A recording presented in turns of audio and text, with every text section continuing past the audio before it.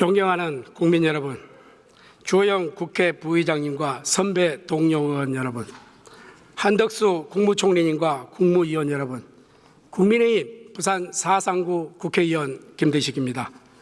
대정부 질의에 앞서 국민 여러분께 먼저 사과의 말씀을 드립니다. 국민 여러분, 많이 놀라셨죠? 지난 2년 9개월 전 제20대 대통령 선거에서 국민 여러분께서 대통령이 탄핵된 정당이 내놓은 선출직 정치 입문자를 대통령으로 만들어 주셨습니다. 우리 당을 믿어 주신 것입니다.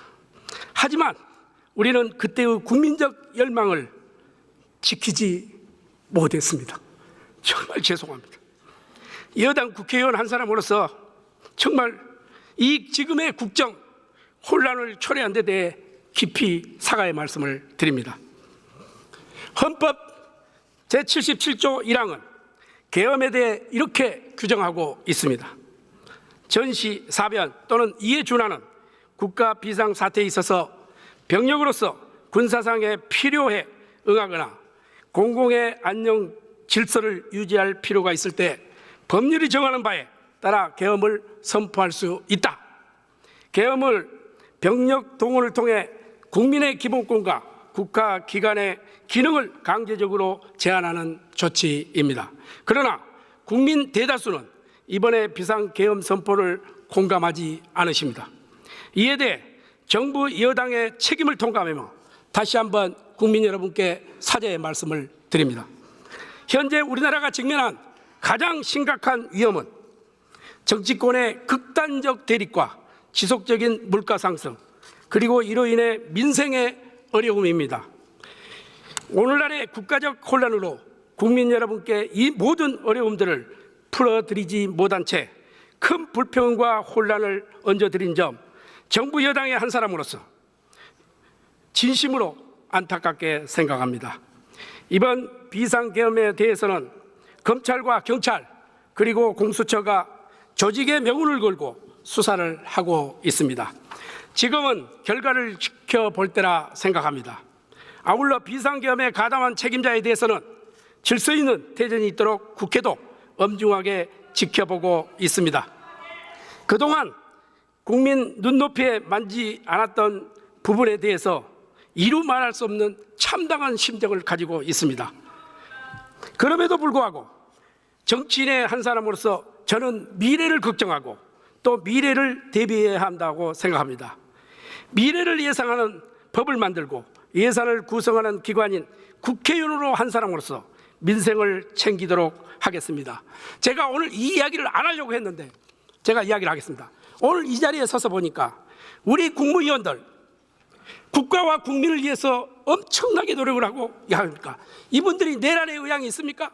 내란의 꿈을 꾼 사람이 있습니까? 저는 한 분도 없다고 생각을 합니다. 우리가 여기서 인민재판식으로 이래서 되겠습니까? 내 민주당에게 고백합니다. 이래서 되겠냐고요?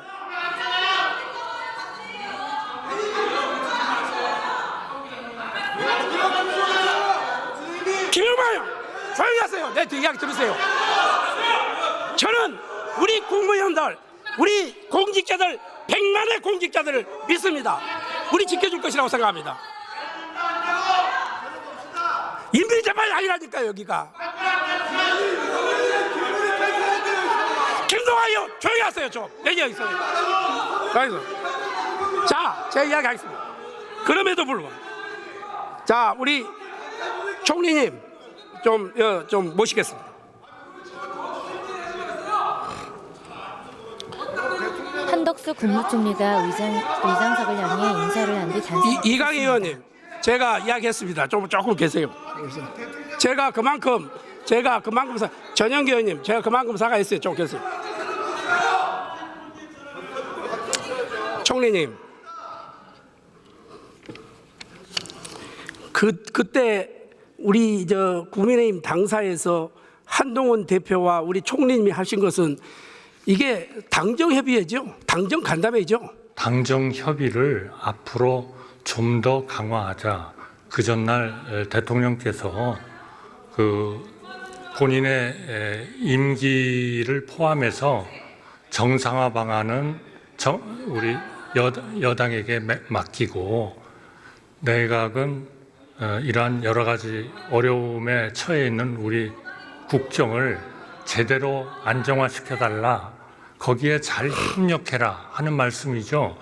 어떻게 우리가 헌법이나 법률에 위반되는 그러한 일을 할 수 있겠습니까? 그거는 불가능한 얘기입니다. 저도 예, 총님하고 동감합니다. 거기에 대해서는 예. 당에서도 바로 해명을 했고 저희 정부로서도 해명을 했습니다. 총리님, 그런 일은 결코 예. 없습니다. 저도 총님 생각하고 같고요. 총님, 아까 우리 존경하는 박병계 의원님께서 여러 가지 지적을 하셨는데 답답한 면이 있으실 건데 지금 그때 못하신 말씀 좀 한번 해주시죠. 네, 지금 우리 내각은 국정을 안정시키는 것이 최고의 목표입니다. 그리고 그 일을 하는 데 있어서는 물론 1차적으로 정부와 여당 간의 긴밀한 협조도 필요하지만 저는 야당과도 적극적으로 이러한 문제를 협의를 해야 된다고 생각합니다. 여러 가지 정치적인 어려움이 있는 것은 잘 알지만 그래도 우리의 국가가 이제까지의 발전된 상황을 지속하지 않으면 굉장히 어려움에 처할 수 있다. 그래서 저희는 적극적으로 우리 여당과 야당이 협력해 가면서 정부하고 같이 이러한 문제를 해결해 나가는 그런 일종의 협의 제도라 할까요? 협의체 같은 거에 적극적으로 참여할 그런 계획으로 있습니다. 네, 그렇게 좀 해주시고요.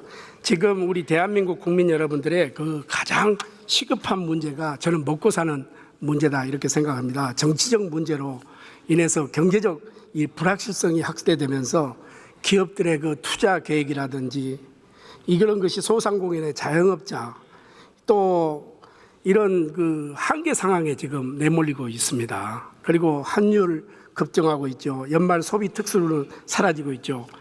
민간 경제의 활력은 급격히 이렇게 떨어지고 있다고 생각을 합니다.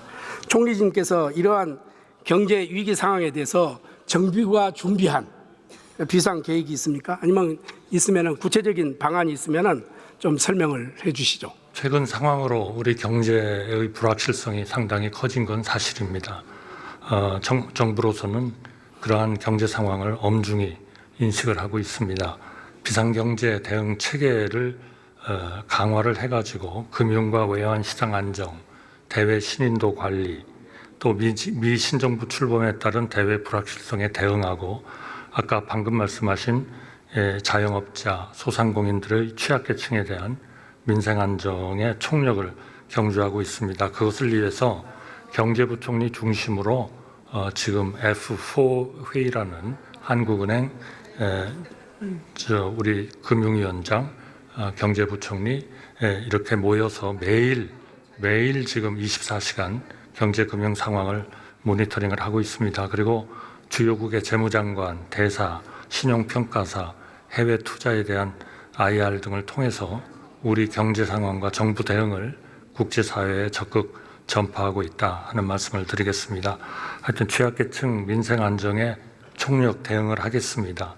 지난주에 발표한 소상공인 맞춤형 지원 강화 방안을 충실히 이행하고 은행권에서 검토 중인 금융 지원 방안도 연내 마련하도록 하겠습니다. 또 서민, 청년, 저소득 근로자, 중고령층 등 취약계층을 위한 맞춤형 지원 방안도 곧 마련하겠습니다. 국회에도 정치 상황이 경제에 미치는 부정적 영향이 최소화될 수 있도록 경제 민생과 직결된 법안의 조속한 처리를 간곡히 요청드립니다. 예, 우리 총리님께서 그런 계획들을 우리 국무위원님들과 차근차근 실행해서 우리 국민들이 안정할 수 있도록 좀 대처를 해주시기를 부탁을 드립니다. 네, 그렇게 하겠습니다. 또한 그 12월 9일 날 여당이 제안한 여야정 협의체 구성에 대해서 묻겠습니다. 우리 최상목 경제부총리 겸 기획재정부 장관님께서 정부도 적극적으로 참여하겠다 하는 의사를 밝히셨습니다. 총리님께서도 전 정부에 이러한 성격의 협의체를 적극 참여하도록 동의하실 의사가 있으시죠? 네, 그런 안을 제의해 주신 것에 대해서 감사드리고요. 예. 정부로서도 모든 부처와 분야에서 그러한 점검 협의체가 가동되도록 그렇게 하겠습니다. 예, 감사합니다. 지금의 그 여소야대 정국과 여론 지역에서는 야당의 정치적 협력 없이는 민생 문제를 해결할 수가 없습니다. 그래서 정부가 총력을 다해서 여야 정치권에 협력하는 모습은 국민에게 저는 큰 신뢰를 줄 것이다 이렇게 생각하고 모든 정부 부처에 정당을 가리지 말고 도울 수 있을 것을 최대한 돕고 독려해 줄 것을 당부드립니다. 그렇게 하시겠죠? 네, 예. 그렇게 하도록 하겠습니다. 총리님, 12월 8일 날 총리님께서 공동 대국민 담화 발표를 통해서 국정의 한치의 공백도 있어서는 안 된다. 저는 이거 아주 지당하신 말씀이라고 생각을 합니다. 본 의원은 총리님 말씀에 동의를 하고 국정 공백은 곧 민생의 공백이며 민생 공백은 국가적 불안을 가중시킬 뿐입니다. 민생 안정과 함께 외교, 안보, 불안을 해소하는 일, 국가를 책임지는 최고 의사 결정권자라서 반드시 해결해야 할 최우선 과제라 생각합니다. 지금 국회를 비롯한 대한민국의 정치적 갈등은 단순히 정치권 내부 문제를 넘어서 이 국민의 삶과 직결된 민생 문제를 방치하고 있습니다. 이런 점에서 매우 심각합니다. 여야가 서로 입장을 고수하면서 합의를 이루지 못한 사이 국회의 기능은 마비되고 국민의 신뢰는 추락하고 있습니다. 민생 문제는 어떠한 경우에도 예면되지 않습니다. 지금 민주당에게 저는 묻고 싶습니다. 지금 의회 독재가 좀 심화되고 있어요. 네? 헌정사상 초유의 단독 예산 처리, 특갈비 전액 삭감. 이래야 되겠습니까? 이래 되겠냐고. 이거 국가하고 이거 관계 있어요. 민주당은 저 집권할 생각 없습니까? 평생 야당할 겁니까? 저는 그래서 민생 문제는 어떠한 경우에도 예면돼서 않다. 자, 총리님께서 현재 실질적 내가 저쪽에서 지켜보니까 우리 조계원 의원님은 그렇게 목이 아픈데 물 한 잔 드시고 오세요. 현재 실존 행정부를 이끌어 계십니다. 제가 김동아 의원 제가 이야기할게요. 향후 여야간 협치하자는 겁니다. 협치하고 통합하고 국민을 섬기는 정치하자는 거예요. 그러니까 좀 조용히. 그러면은 대정부 질문 때 하세요. 좀 계시라고. 의장님, 좀 조용히 좀 시켜주세요. 곧 마무리됩니다. 조금만 좀 참아주십시오. 자, 의원님 발언하십시오. 사회자는 이하경 부의장입니다. 총리님, 여야 협의를 통해서 국회 운영을 타협하고 합리적 조정을 뿌리를 내려야 된다. 저는 이렇게 생각합니다. 저는 국회에 입성할 때부터 여야에 우리가 국가와 국민을 위해서 일을 하는데 여기서 여가 없고 야가 없다고 생각합니다. 다 국가와 국민을 위해서 하는 겁니다. 그래서 우리 총리님께서 그러한 점을 충분히 인식하시고 정말 여야 이걸 초월해서 국정의 이 어려운 시기에 우리 국민들이 안정할 수 있도록 좀 총리님께서 꿋꿋하게 신념을 가지고 우리 국민의원들과 잘 입장을 정리해 주시면 고맙겠습니다. 네, 반드시 그렇게 이룰 수 있도록 노력하겠습니다. 우리 저 야당 의원님들이 소리를 지른 바람에 반도 못 하고 왔습니다. 예, 좋습니다. 반도 못했어요. 반도. 지금 할 한덕수 일은 국무총리가 의장석을 향해 인사를 한 뒤 퇴석합니다.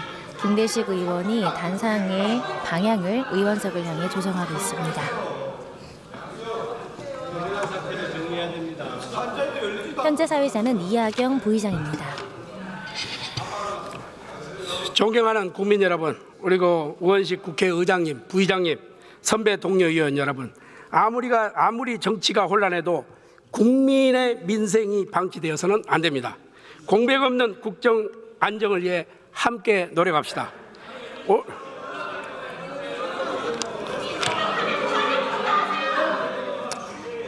우리 가슴에 이 달고 있는 이 배지는 영광이나 자랑의 발언 시간이 초과되어 마이크가 꺼진 상태입니다. 우리는 똑똑히 기억해야 됩니다. 우리 모두 대한민국 300년의 시골입니다. 국민 여러분, 다시 한번 이 국장 국정 논란에 대해 진심으로 무한한 책임감으로 질서 있게 마무리하는 책임지의 모습을 보여드리겠습니다. 끝까지 들어주셔서 감사합니다. 국민의힘 김대식 의원이 허리를 숙여 의원석을 향해 인사를 한 뒤 퇴석합니다.